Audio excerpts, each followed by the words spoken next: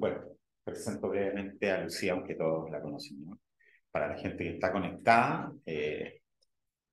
vía online, y para quienes están presentes en esta sala nueva taller de cabilduría es con Lucía Santa Cruz, historiadora, máster en filosofía de la Universidad de Oxford, ha sido académica, directora de empresas, consejera de instituciones amigas como Libertad y Desarrollo, desde hace un tiempo ya muy mediática, discutiendo temas de este Chile, no sé cómo nombrarlo, ¿no? Algo indómito. Indómito. Muy bien. Arauco indómito. Eso. Lucía, muy bienvenida. Muchas gracias, Claudio. Te queremos escuchar. Muchas gracias y gracias a todos por estar aquí, por la invitación. Bueno, 4 años ya de 18 de octubre. 4 años desde el 18 de octubre. Bueno, lo primero que yo quisiera decir es que para entender las causas de lo que se ha llamado el estallido social, yo creo que lo primero es tratar de realmente identificar la naturaleza de lo que ocurrió. Yo creo que ello es muy importante porque de lo contrario vamos a buscar soluciones donde no están los problemas. Es cierto que el 25 de octubre hubo masivas demostraciones con reclamos de las más diversas naturalezas, de veganos, animalistas, juventudes, ciclistas, en fin, en varias ciudades del país. Y es cierto también que convocaron a mucho más personas de lo habitual para este tipo de protestas. Pero es un fenómeno que se inserta en una serie de sucesos anteriores que no son muy diferentes. Las marchas contra la AFP, la marcha de los paraguas, de los estudiantes, en fin. Pero lo que sucedió el 18 de octubre tiene un componente radicalmente nuevo, que yo creo que cambia la esencia de lo que sucedió. Estos eventos que se inician el 18 de octubre con una violencia incontrolada, primero en el Instituto Nacional, luego los atentados al metro, que fueron simultáneos, organizados, que requerían financiamiento, que fueron perpetrados con métodos altamente sofisticados, la verdad es que no pueden ser calificados como un estallido social espontáneo, que fue incitado por las carencias existentes, porque tuvo todas las características de una verdadera insurrección popular, de una violencia sin precedentes, sostenida, recurrente, con actos de terrorismo prácticamente en todo el territorio nacional, la destrucción de espacios públicos, privados, saqueos, incendios a iglesias, ataques a cuarteles militares, a comisarías, a supermercados, universidades, funas indiscriminadas, humillaciones a ciudadanos comunes y corrientes.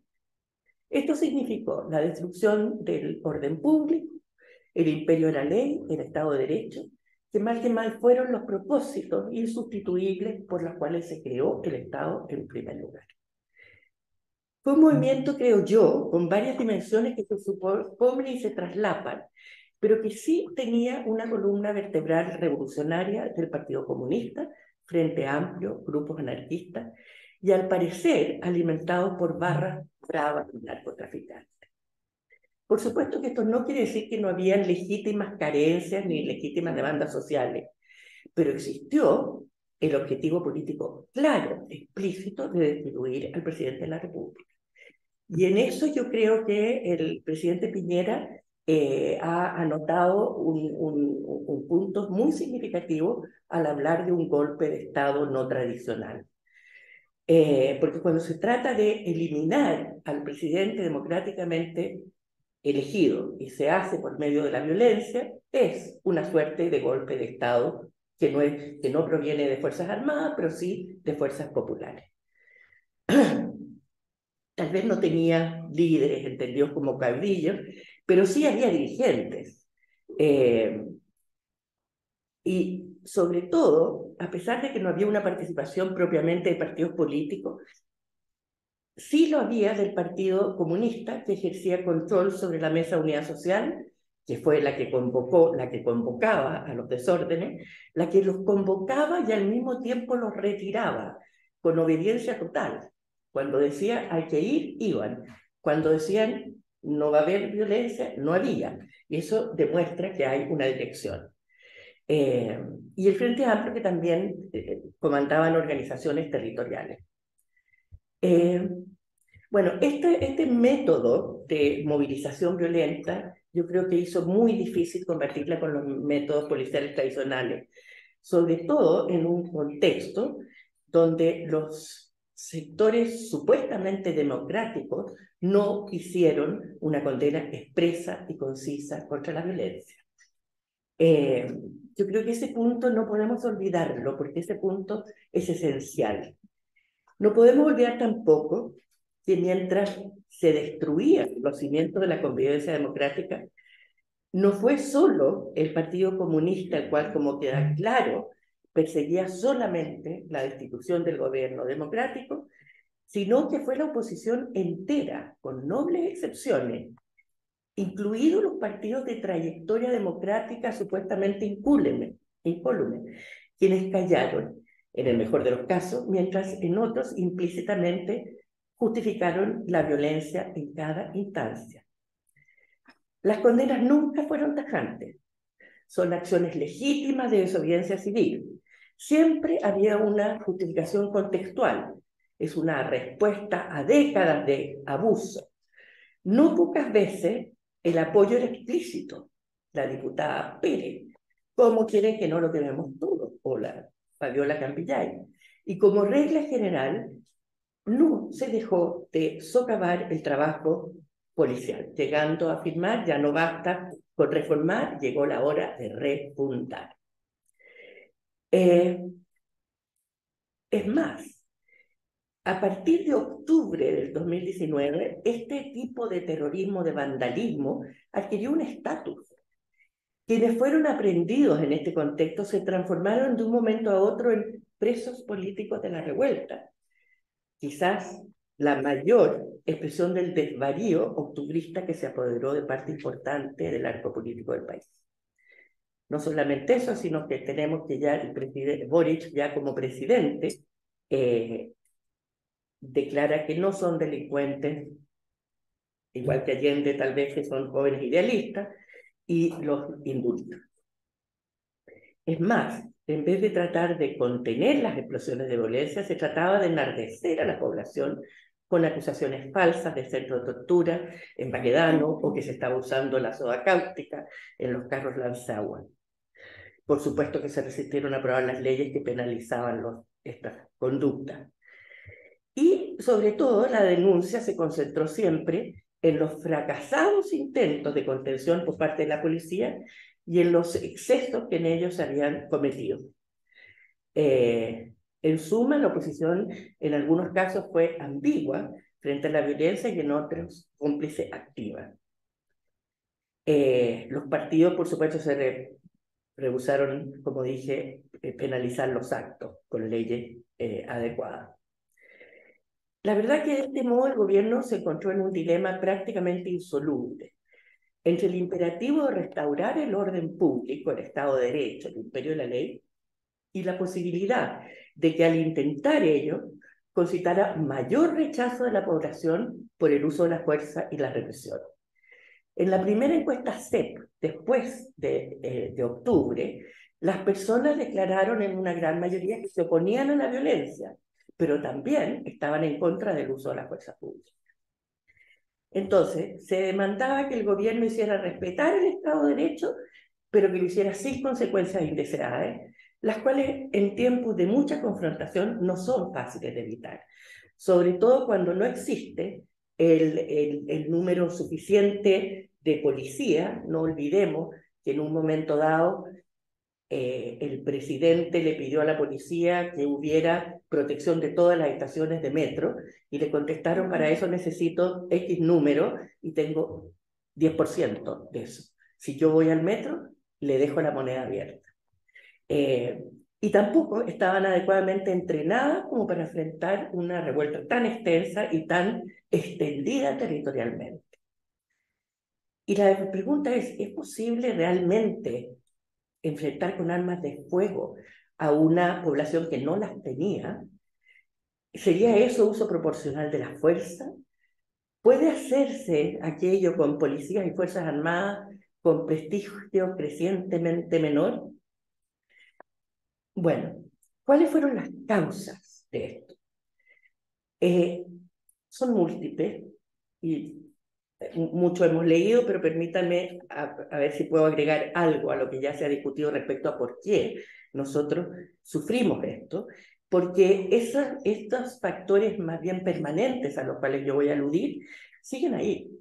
Y por lo tanto seguimos vulnerables y seguimos abiertos a la posibilidad de volver a entrar en ciclos de violencia o de insurrección.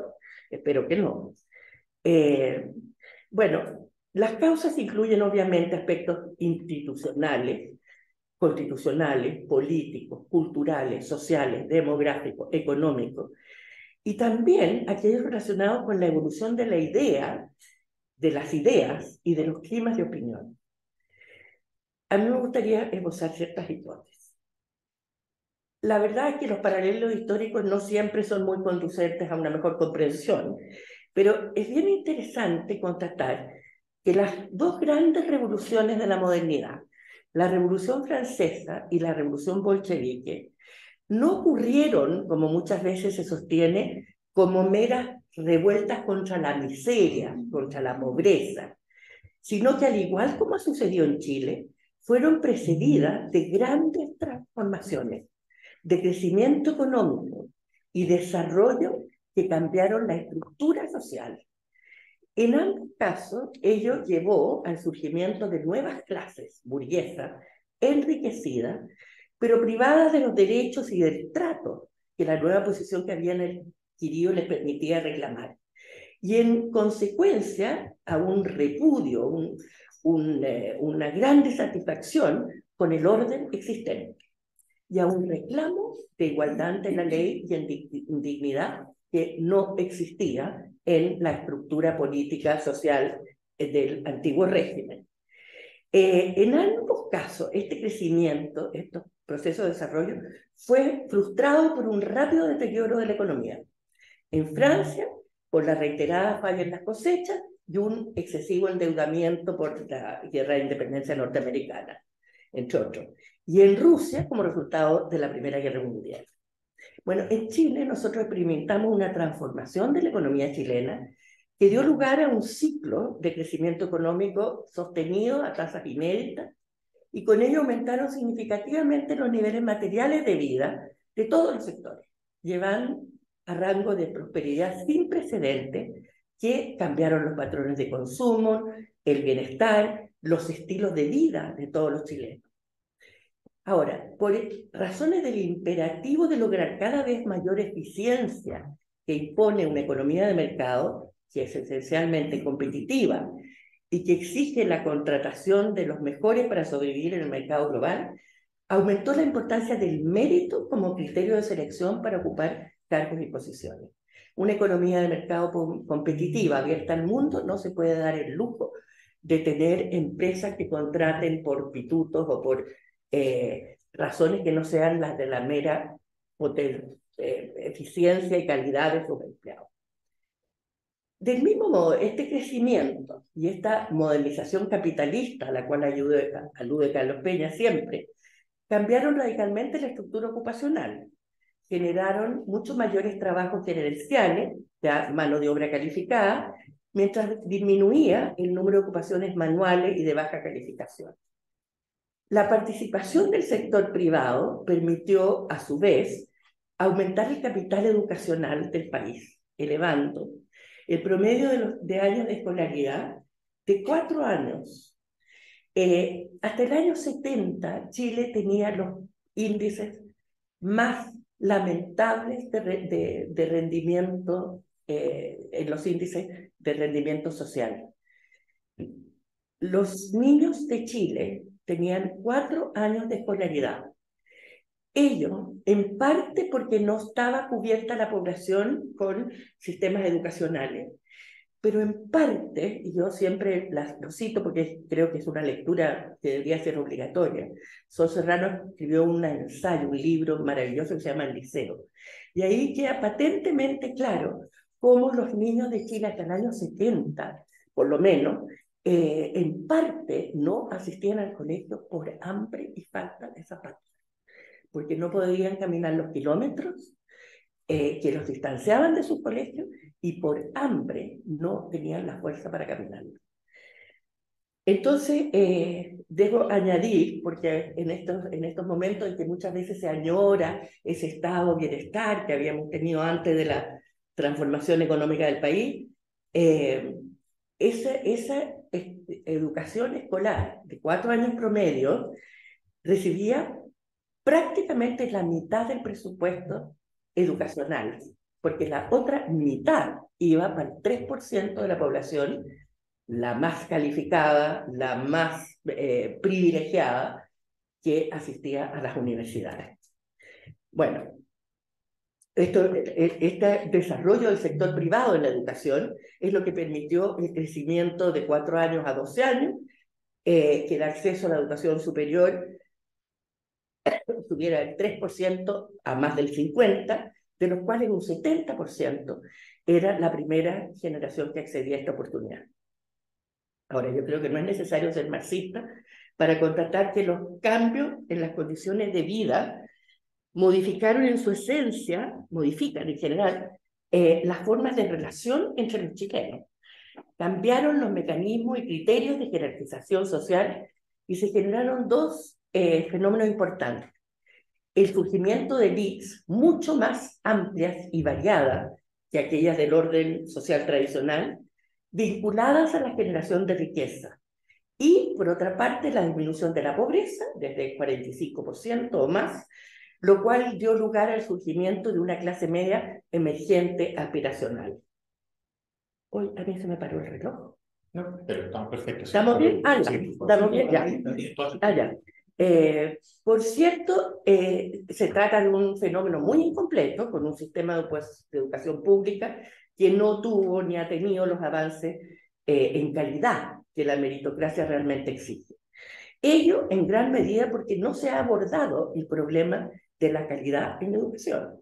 Si nosotros revisamos lo que ha sido la discusión educacional, la educación educacional ha sido respecto a quién es dueño del colegio, quién recibe la plata, y no hay ninguna discusión interesante, significativa, respecto a qué tenemos que enseñarle a los niños en el siglo XXI y con qué metodología y en qué consiste educar hoy día para el futuro.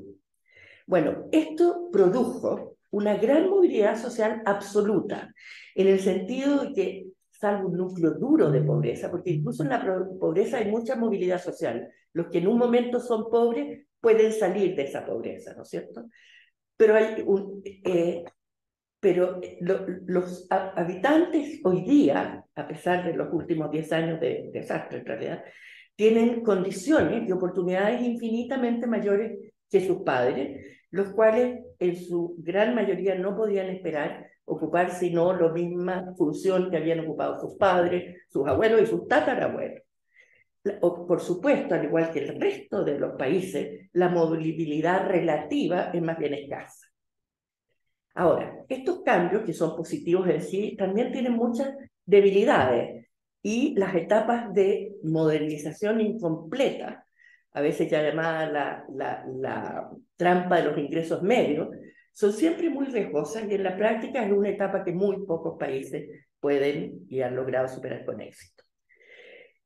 A ver, uno de los problemas de esta modernización incompleta es que desatan cada vez expectativas materiales más ambiciosas, cuyas posibilidades de satisfacción dependen del crecimiento económico alto y sostenido. Produce también un cambio en las mentalidades, en la medida que el consumo se transforma desde la mera satisfacción de necesidades a la búsqueda de una diferenciación identitaria y por lo tanto no tiene límites. O sea, yo soy lo que consumo, mi identidad está condicionada por los niveles de consumo que yo puedo alcanzar.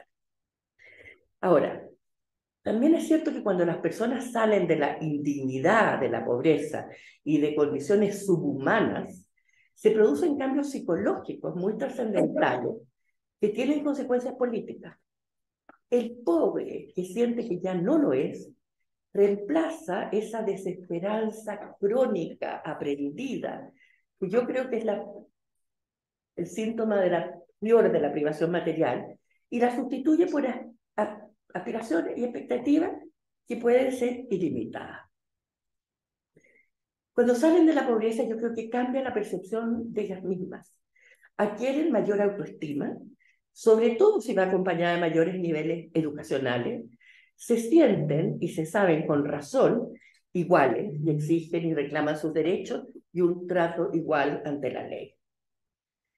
Bueno, en este contexto, aquellas conductas prácticas como el uso de información privilegiada, la colusión, la mala atención a los clientes, las evasiones tributarias cometidas por algunas empresas, que dicho de paso son una minoría, abiertamente contrarían la promesa de la economía de mercado, que son la igualdad como consumidores y la competencia sobre la base de precios, calidad e innovación.